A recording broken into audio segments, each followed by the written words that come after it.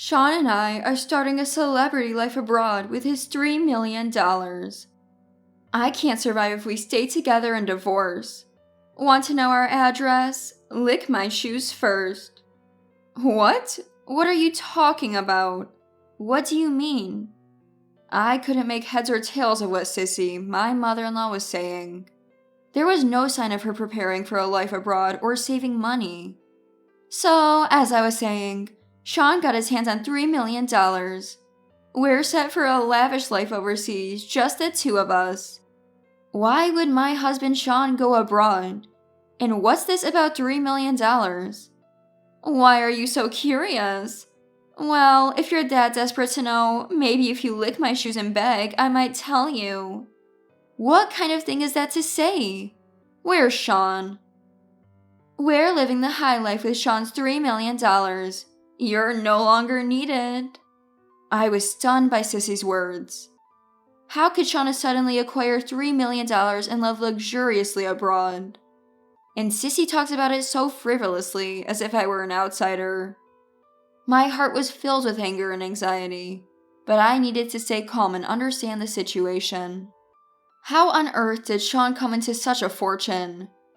Could that $3 million possibly be? I'm Mariah. I work as a manager at a major IT company. I met Sean in the same department and was drawn to his bright personality, leading to our marriage.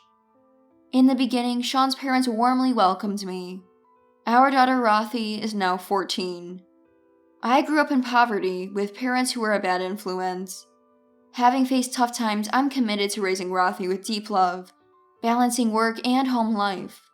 But then, Sean was assigned to a project in a remote area and had to go there alone. I'm worried about living with Rothy without you. It's tough managing work, household, and Rothy. I've got an idea. Let's have Mom come over to help with chores and childcare. That might be a relief. That's how I agreed to live with Sissy. Mom, when will Dad come back? Rothy asked. He'll be in the countryside for a while. But don't worry, Grandma is coming to stay with us. And so Sissy moved into our house. Little did I know that this decision would become my biggest regret. You're working late again today. This is why women who don't care about their families are... As soon as I returned home from work, Sissy's words hit me like a dagger. Sissy, I have a job too, and I'm taking care of Rothy. I retorted, but Sissy was unconvinced. In my younger days, family was everything. The thought of working outside was unimaginable. Then, on a day Rothy brought home good grades, Sissy said, It would have been impossible with just you. It's all thanks to me. What's your purpose even? Aren't you unnecessary? Despite me teaching Rothy most of her language and math, and Sissy only helping with home economics homework, when I slightly messed up the seasoning in a dish, Sissy criticized, Your homemaking skills, especially cooking, need work. How did you and Sean manage before? Sissy, I'm doing my best, and everyone has their own way of managing household chores. My frustration reached its peak. Make sure you educate her properly. Sissy even started complaining to Sean. Mom, Mariah is working too. Try to understand a bit. Sean said, trying to reason with her, but it wasn't enough for me. Living together, my relationship with Sissy steadily deteriorated. With Sean far away, I felt increasingly isolated. One day, I called Sean for advice. Hello? Is now a good time? Yeah, it's fine. What's up? It's late. I've been getting criticized by Sissy about the housework, and it's starting to stress me out. Sorry, Mom's always been a bit harsh, but she might have a point. Don't worry too much, just go at your own pace. Taking some comfort in Sean's words, I resolved to persevere in my daily life. I spent my days longing for Sean's return. As Sean's absence stretched on due to a solo assignment, I continued to live my everyday life with Sissy. However, during Sean's absence, the pressure of Sissy's words intensified, and I grew increasingly exhausted from the stress.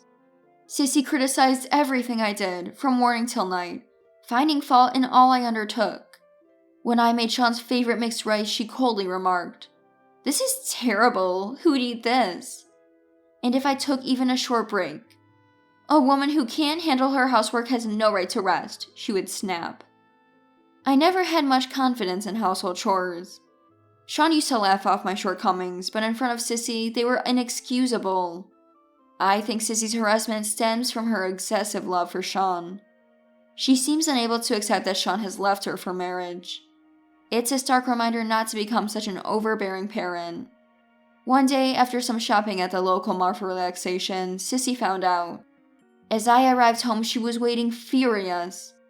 Unbelievable! Going out to play when Sean's not home. What about the housework? I thought I needed a break.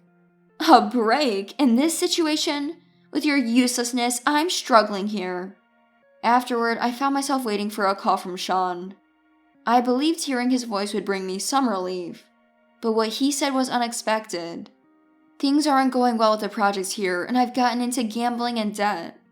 What? Gambling and debt? How bad is it?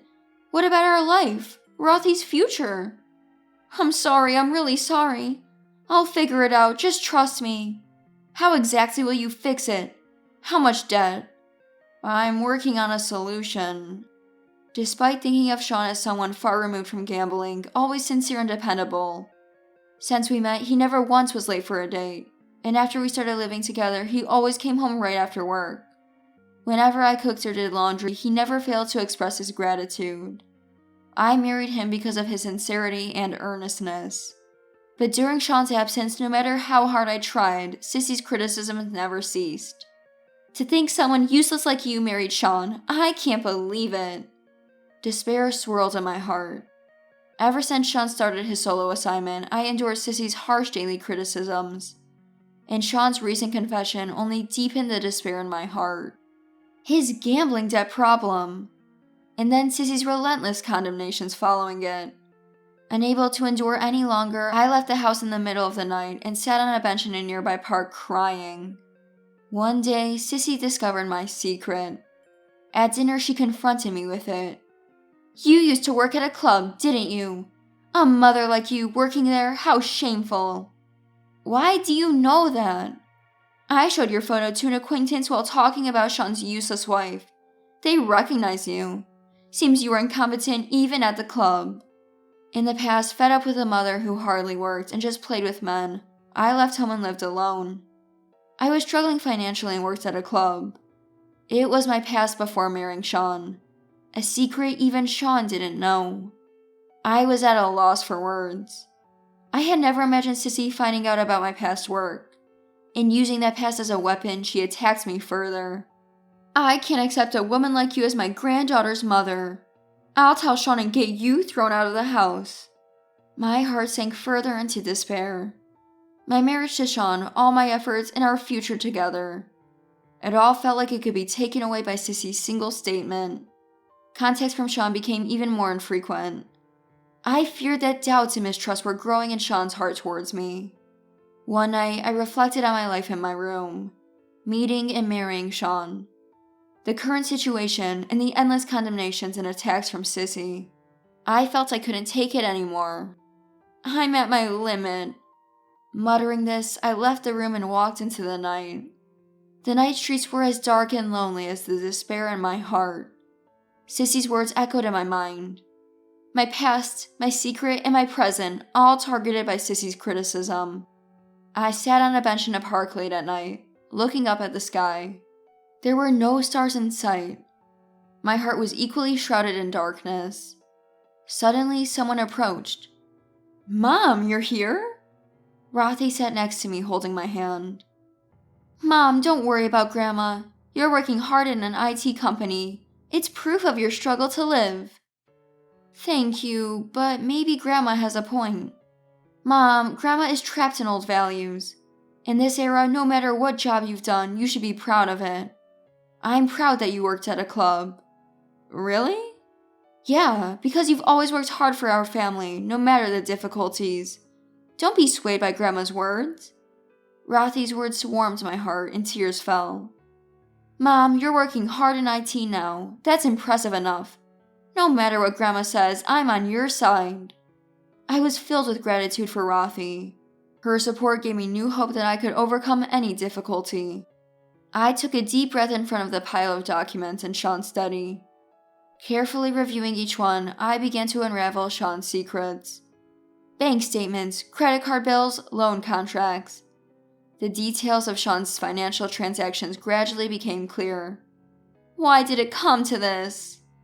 Receipts from gambling venues kept appearing. Horse racing, pachinko, casinos. Thinking about how much money Sean had spent on these made my heart ache. Next, I turned on Sean's computer. The password was his birthday, reversed.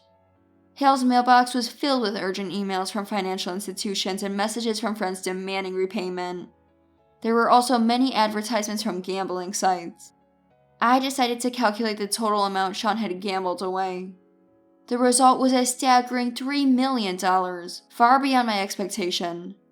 Confronted with this sum, I momentarily panicked. But there was no time to despair. I began to plan securing funds for our living expenses. I calculated the expected amount from selling valuable household items in my savings, plus what I could save from my salary. I continued my investigation, which financial institutions Sean borrowed from and how much. To get details, I contacted banks and obtained credit information in Sean's name, working tirelessly every day. A few days later, I had a plan. I devised a way to repay Sean's debts and started preparing for a life without relying on Sissy. Leveraging my IT experience, I decided to take on freelance projects. A few days later, I created a portfolio and registered on a freelance job website. Soon after, I received my first client request. This would help with our living expenses. In between work, I reviewed our household budget. I canceled unnecessary subscriptions, cut wasteful spending, and researched budget-friendly recipes. I successfully reduced our daily food expenses. Following tips from local mom friends, I tried selling at a community flea market. Selling my branded items and unused appliances, I made a decent income. Weeks later, my freelance activities were going well, and I felt the stability in my income. My bank account now had enough to cover our living expenses. When I got home, Sissy's belongings were gone. At the same moment, my phone rang. It was Sissy. Are you home already? Did you see our stuff? What do you want? Sean and I are starting a celebrity life abroad with his $3 million. We can't live here if we divorce. Want to know our address? Lick my shoes first. I couldn't help but laugh. Actually, that $3 million is debt. Stop joking. Sean couldn't possibly have that much debt. It's hard to believe, but it's true. In Sean's study drawer, there are transaction records and contracts from banks and financial institutions, credit card bills, and his PC has urgent emails and messages about gambling. If you don't believe me, check for yourself. That's a lie. It's the result of Sean getting into gambling. Horse racing, pachinko, casinos. Adding it all up, it's $3 million. I just sent you photos on WhatsApp as proof. Take a look. I had no idea about this. He probably didn't want you to know. But the fact remains. I was thinking about how to handle this huge debt, but I guess I don't have to worry about it now, do I? Sissy stayed silent for a moment, then sighed. I had no idea. I don't know what to say. I hung up without saying anything. I resolved to start a new life. Shocked by Sean and Sissy's actions, but now I have no choice but to move forward for Rothy and myself. Later, Sean called. I'm sorry. Really sorry. His voice was quieter than I'd ever heard, almost crushed. But his voice did not quell my anger. How did it come to this? Because of you, our family is falling apart. I didn't think it would come to this, but when I decided to go abroad with Mom, I couldn't see a future with you and Rothy. I was dumbfounded by his words. Couldn't see a future? Your carelessness and lack of planning brought our family to this. I know, but it's too late now. I have a promise with Mom. A promise? At the cost of Rothy's future for your own paradise? Sean was silent for a while. Did you really love our family? I did, but now... His voice trailed off, and I heard him crying. Don't hurt us anymore. Rothy and I will live on our own. I'll forget about you. Sean didn't respond. I could only hear his crying on the other end. I gently hung up. The reason Sissy mistook assets for debt was a sudden $3 million bill that arrived at home. She mistook the bill for a lottery win. They pursued their dream of moving abroad, with Sissy bringing the idea to Sean. Sean, unaware of Sissy's misunderstanding, thought starting a new life abroad could be an escape for his debt problems, so he accepted the proposal. Mistaking a bill for a lottery win notice. I then started looking for a lawyer, harboring my anger towards Sean. I began preparations for a divorce, claiming compensation and child support. This marked the start of a new life. A life for me and Rothy, independent of Sean and Sissy.